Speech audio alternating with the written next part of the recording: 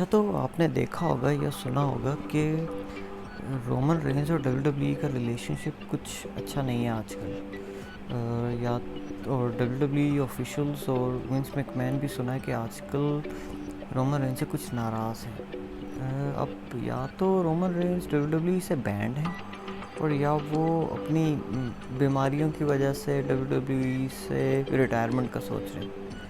तो चलें इसके बारे में कुछ बात कर लेते हैं।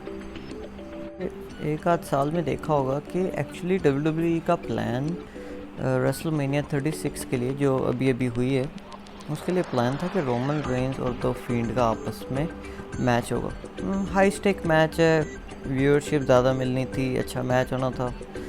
दोनों कैरेक्टर्स बहुत ओवर हैं आजकल, तो अच्छा डिसीजन था। अब आपने देखा होगा कि ऐसा हुआ नहीं। इवन दो इन दोनों सुपरस्टार्स को एक दूसरे से बहुत दूर रखा गया। रोमन रेंस का फ्यूड बैरन कॉर्बन के साथ था जो काफ़ी लंबा 6-8 महीने के लिए चला, जिसमें वो फैमिली एलिमेंट भी आया, ऊसोस वाला, और फिर बॉबी रूड और जिगलर और फिर डॉग फूड, ये सब कुछ उसमें था। अच्छा, तो दूसरी तरफ तो फील्ड का फ्यूड द मिज के साथ स्टार्ट हुआ जो कुछ मज़े का नहीं था। फिर उसके बाद the field versus Daniel Bryan हुआ।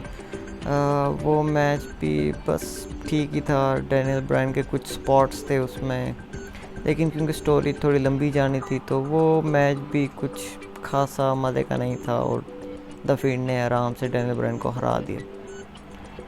लेकिन उसके बाद आपने देखा होगा कि डैनियल ब्रायन और द फील्ड का दूसरा मैच हुआ रॉयल रंबल पे, जिसमें डैनियल ब्रायन अपने बाल कटवा चुके थे। वो मैच मुझे बहुत अच्छा लगा, वो स्ट्राइप मैच।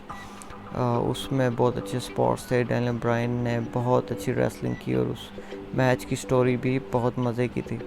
डैनियल ब्रायन एक टाइम पे बिल्कुल करीब आ गए थे विक्ट्री के और मुझे लग रहा था कि शायद द फील्ड को हराने वाले पहले सुपरस्टार डैनियल ब्रायन बन जाए स्मैकडाउन पर। लेकिन at the end the field ने डैनियल ब्रायन को चोक किया और डैनियल ब्रायन फिर से हार गए। अब रॉयल रंबल की विक्ट्री रोमन रेंज को जानी थी प्लान के मुताबिक, लेकिन पॉल हेमन के बहुत स्ट्रॉन्ग आर्गूमेंट के बाद विंस मैकमैन ने अपना प्लान चेंज कर लिया, क्योंकि पॉल हेमन चाहते थे कि इस दफ़ा रॉक के सुपरस्टार ड्रू मैकिंटायर को ये विक्ट्री जाए, क्योंकि वो अभी तक बहुत स्ट्रॉन्ग जा रहे थे रॉयल रंबल में। और हमने देखा कि रॉयल रंबल की विक्ट्री ड्रू मैकिंटायर हो गई, जो रॉयल रंबल वाकई बहुत सालों के बाद एक अच्छा मैच था। और हमने रेसलमेनिया पे ड्रू वर्सेस ब्रॉक लेसनर देखा, जो वाकई बहुत मज़े का मैच था। फील्ड और रोमन रेंज की स्टोरी का नेक्स्ट चैप्टर था कि डब्ल्यूडब्ल्यूई एलिमिनेशन चैम्बर पे 6 मैन एलिमिनेशन चैम्बर मैच हो, खूनखार मैच, जिसका विनर फेस करेगा द फील्ड को रेसलमेनिया पे। लेकिन वो मैच भी कैंसिल हो गया। अब कैंसिल होने की वजह ये थी कि स्मैकडाउन की रेटिंग्स उस टाइम बहुत नीचे जा रही थी और उसी टाइम गोल्डबर्ग के एक ही सेगमेंट से वो रेटिंग्स डबल हो गई। वहीं से विंस मैकमैन का प्लान बना के गोल्डबर्ग वर्सेस द फील्ड किया जाए सुपर शोडाउन पे, और फिर वही हुआ जिसका डर था। द फील्ड जैसे कैरेक्टर को एक 60 साल के बुढ़े ने मैच हरा दिया।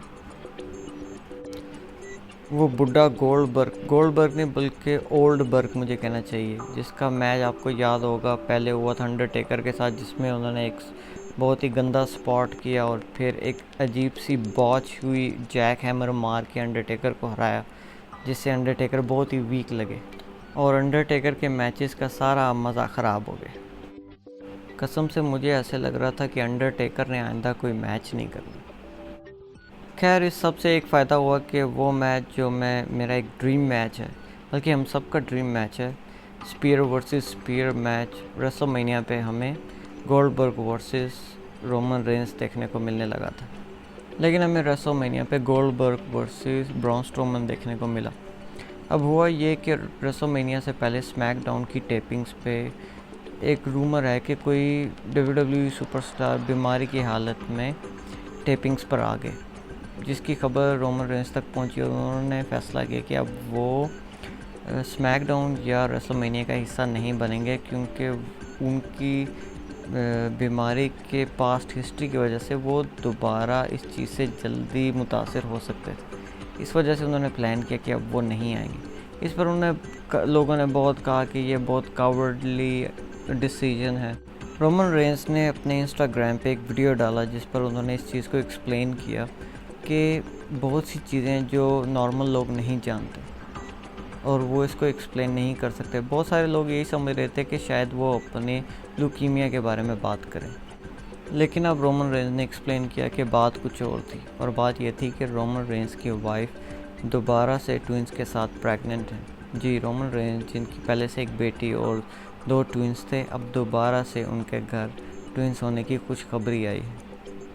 यह बात सुनकर सब ने उनको सपोर्ट किया और सब उनके लिए बहुत खुश हैं, और मैं भी यही चाहता हूँ कि वो अपनी फैमिली के साथ अपना टाइम स्पेंड करें और जैसे ही हालात बेहतर होते हैं वो दोबारा WWE में वापस आएँ। अब रूमर्स के मुताबिक विंस मैकमैन को ये बात बिल्कुल अच्छी नहीं लगी कि रोमन रेंस रेसलमेनिया जैसे इंपॉर्टेंट इवेंट पे उनको छोड़कर चले गए, और शायद इसी वजह से अनाउंसर्स ने भी अभी तक रोमन रेंस का नाम नहीं लिया रेसलमेनिया के बाद। अब रोमन रेंस को फायर कर दिया जाएगा या विंस मैकमैन का गुस्सा ठंडा होने के बाद और हालात बदलने के बाद क्या रोमन रेंस वापस आ जाएंगे, ये तो बाद में ही पता चलेगा। अब उम्मीद है कि रोमन रेंस जल्दी वापस आएंगे और अपना टाइटल वापस जीतेंगे, क्योंकि मैं चाहता हूँ कि वो अपना टाइटल जो वो कभी हारे ही नहीं जल्दी से जीत जाए। रेसलिंग स्टोरीज़ देखने के लिए शुक्रिया, मैं और वीडियोस के साथ आता रहूँगा।